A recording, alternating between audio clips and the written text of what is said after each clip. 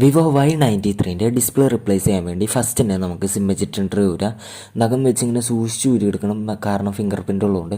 അപ്പോഴാണ് നമുക്ക് തുറന്നപ്പോൾ മനസ്സിലായത് ഫിംഗർ പ്രിൻ്റ് കാണിച്ച് നേരത്തെ പോയി, അപ്പം നമ്മളത് ശ്രദ്ധിക്കാൻ നിന്നില്ല. പിന്നെ ഈ സ്ക്രൂ ഊരി കഴിഞ്ഞാൽ നമുക്ക് ആ മെറ്റൽ ബ്രാക്കറ്റ് റിമൂവ് ചെയ്യാൻ പറ്റും. മെറ്റൽ ബ്രാക്കറ്റ് റിമൂവ് ചെയ്യുന്നതിന് ശേഷം ബാറ്ററിൻ്റെ കണക്ഷൻ റിമൂവ് ചെയ്ത് ബാറ്ററി ഊരി മാറ്റാം. ഡിസ്പ്ലേൻ്റെ കണക്ഷൻ റിമൂവ് ചെയ്തിട്ട് ഡിസ്പ്ലേ ഹീറ്റ് ചെയ്ത് നമുക്ക് പ്രൈപ്പ് ചെയ്ത് ഊരിയെടുക്കാം. എന്നിട്ട് ഇവിടെ പഴയ പശ ഉണ്ടാവും, അതൊക്കെ അയപ്പടിച്ചൊന്ന് ക്ലീൻ ചെയ്യാം.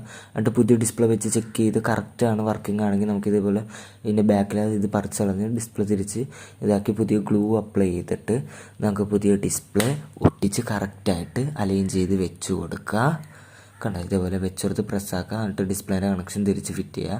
ബാറ്ററി ഇറക്കി വെക്കുക, ബാറ്ററിൻ്റെ കണക്ഷൻ ഫിറ്റ് ചെയ്യുക. മെറ്റൽ ബ്രാക്കറ്റ് തിരിച്ച് ഫിറ്റ് ചെയ്യുക. ബാക്ക് പാനലും കറക്റ്റായിട്ട് അലൈൻ ചെയ്ത് കൃത്യമായിട്ട് ക്ലിപ്പ് ചെയ്തിട്ട് സിം വെച്ചിട്ടുണ്ട് ഇട്ട് കഴിഞ്ഞാൽ ഡിസ്പ്ലേ റബ്ബർ ബാൻഡ് ഇട്ട് എടുത്ത് കഴിഞ്ഞാൽ കഴിഞ്ഞു. ഇത്രയുള്ള പിന്നെ ഡിസ്പ്ലേ റിപ്ലേസ് ചെയ്യാൻ വേണ്ടി.